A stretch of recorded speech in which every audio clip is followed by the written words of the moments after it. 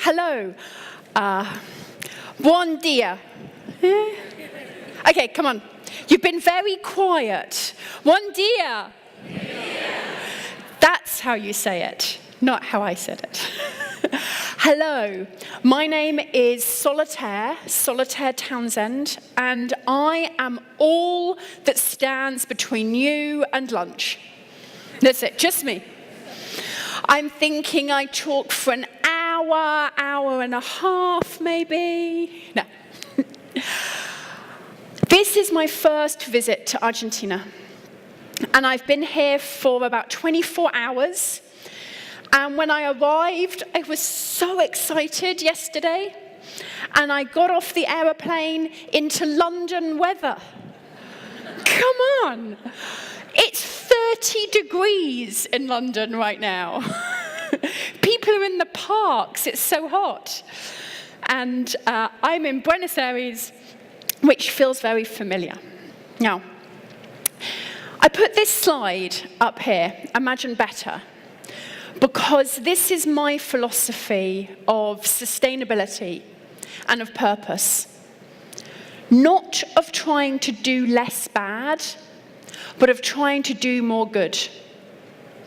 Not of trying to hold on to what we've got against threats like poverty and climate change, but of trying to create more, of abundance, of better, of imagining each one of us leaving the world better than we found it.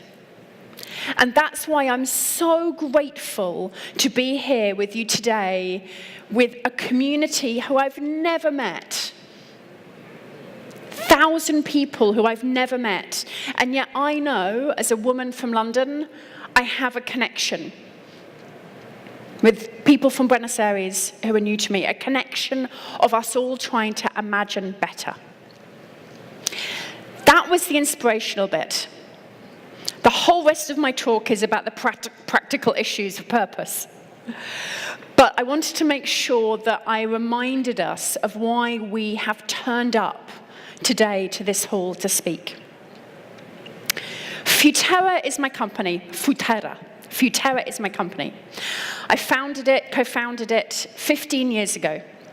A crazy idea to try to work with big brands to make change. And in those 15 years, I've learned quite a lot. I've learned how to activate purpose well. I've also learned how to activate purpose badly. And now I have a company of 60 people around the world. We have offices in London, in Stockholm, New York, San Francisco, and we've just opened our first office in Mexico City. And my Mexico City colleagues, Leticia and Luisa, did wonder why I was on this platform today rather than them. And I pointed out, I've never been to Argentina. I want to go and see. Now, I want to talk about purpose. And I want to start by sharing a bit of research I did on purpose. I put purpose into Google, and I found some purpose statements. And aren't they wonderful? Don't these purpose statements fill you with passion? Let me read you the first one. To build shareholder value by delivering pharmaceutical and healthcare products, services, and solutions in innovative and cost-effective ways. It just hits you right there. I want to read you the final one, and I've already organized with the wonderful translators that they don't have to do this bit. The purpose of the company is to earn money for its shareholders whilst increasing the value of their investment. We do that through growing the company, controlling assets, and properly structuring the balance sheet, thereby increasing EPS. What the hell is EPS? Cash flow and return on invested capital. Yes! Whew. Thank you.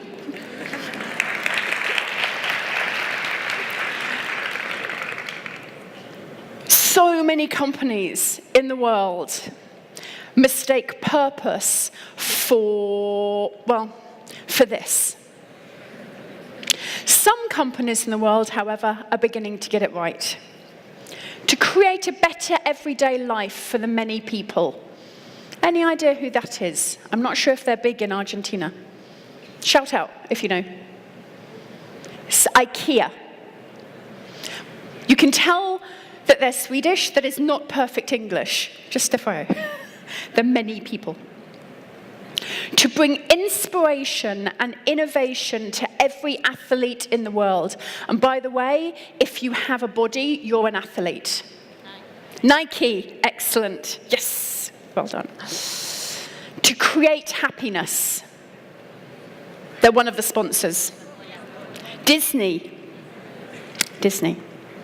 And to make sustainable living commonplace. This is Unilever. Now, you'll notice that all of these have got something in common compared to the previous list. They're short. They use, in general, human language. But they have something else in common, which is each one of them are showing a purpose for the world rather than a purpose for a company. Their purposes are outward-looking rather than inward-looking. This is a key learning when we think about purpose. Is your purpose self-serving or is your purpose in service? Self-serving or in service. It's a crucial difference when it comes to purpose. However, when I get to this point, when I've got a room full of investors, they asked, well, isn't self-serving better for the business? How are we going to make money out of serving others? It's the big secret in sustainability and in purpose, that actually the side effect of making the world a better place is making a lot of money. The side effect of making the world a better place. This is an example. This is Chipotle, a Chipotle burrito. Chipotle is a brand in the USA and increasingly global who makes burritos, fast food burritos. They've had some challenges, but their big focus is on sustainable agriculture. They did something very unusual. About 2 years ago, Chipotle was unable to source good quality pork for their burritos. They have a commitment to source pork which is high quality, high animal welfare, and high sustainability. And they couldn't find enough pork to do so. So they had to make a decision. Do they pull pork off the menu? It's very popular filling for burritos. Or do they go for a slightly lower standard? And they made the business suicide decision to pull pork. They took it off their menu. And they put a sign on the door of their restaurants, of which they have hundreds, saying, we have removed pork for the time being because we can't find it high enough quality for you. Their sales went through the roof. Because by acting on their purpose, by taking such a strong action, they proved the quality of their beef and their chicken. Anyone who thought, this fast food, it's not always good quality, had a perfect proof point that actually it really is. So compare Chipotle to Burger King. Burger King is a huge company, or at least you would think. This is what is happening to the revenues of Chipotle and Burger King in the United States. Investors think Burger King is a big, successful company worth investing in, and Chipotle is this crazy, sustainable business. This is the business case for sustainability. Now, Freya Williams is one of my colleagues. She runs my US business, and she wrote this wonderful book, Green Giants, which you've already had told once you should buy, so I'm going to say again you should buy it. And she analyzed the business case for sustainability. She compared people like Natura, who did my makeup today, by the way, 10 years younger, I'm telling you, 10 years younger. She compared people like Chipotle, but she also looked at GE Eco-Imagination, only the Eco-Imagination part of their business, Whole Foods, the Flyknit from Nike, IKEA, so just the sustainable part of those businesses. And she realized that they were making 100 billion annual revenue. That is the business case for purpose, 100 billion revenue a year. In fact, she also looked at if you had invested in those 9 companies compared to their nearest competitor between 2010 and 2015. And if you had invested in those green giants, those purposeful businesses compared to their competitors, you'd have made $1,000 more on your investment. Great. Companies that pursue purpose are more profitable than companies that pursue profit alone. The crucial word in this is pursue. Not companies that have a really nice purpose statement. Not companies that say they are purposeful, but companies that pursue purpose, who take practical action, who activate and who do. So let's talk a little bit about activating and doing. How do you make purpose work? Over 15 years of working with some of the biggest brands in the world, also some of the smaller, growing, purposeful brands, and with NGOs, we at Futerra have developed a theory of change around how you make purpose work. And it's a theory of change based on human beings, because that's all a company is. A company is a group of human beings who are working together. And all of your policies and your processes and your operations and your factories are all based on thousands or millions of decisions taken every day by people. And people both think rationally and they think emotionally. They have logical, rational decision-making, and they have emotional, intuitive decision-making. And so how you activate your purpose needs to include both. And this is the Futerra theory of change. And it has the logic of how you activate purpose, and the magic, the emotion of activating purpose. I'm just going to run through a few examples of each. This is the first time I've ever shared this publicly. I share this with my clients. This is the first time I've ever shared it publicly, because it's not the big emotional piece, it's the practical action of what you need to do to activate your purpose. Okay, so let's start with vision. Know where you're trying to go. This is the part where you develop an actual purpose statement. You've got to make the case for change. If your organization doesn't already have an explicit purpose, if it's not focused on purpose, you've got to actually identify why. You've got to reconnect with your beginnings. One of the easiest ways to actually create purpose in your company isn't to create something new. It's to go back to the foundations of when your business was founded, what your business was originally set up to do. Rethink your business model. Sometimes purpose requires thinking about, what do we sell to whom? Is that going to change over the coming years? And vision your future. Imagine, who do we want to be in 5 years, in 10 years, in 50 years? Will we still exist as a business, and what will we be doing? I want to give you this example from SAB Miller. They're a beer company. They make Peroni. They had a breakthrough moment with this purpose statement, which is, when our business does well, so do the local communities, economies, and environment around us. When they prosper, so do we. SAB Miller realized that not only did they have small communities and smallholders in their supply chain, they also had it in their distribution. Most of their distribution is smallholders selling in local communities. These two small communities are incredibly vulnerable to shocks, to environmental shocks. If SAB Miller as a company was going to thrive into the future, they needed to make sure that small communities, smallholders thrived. This isn't philanthropy. This isn't giving back for SAB Miller.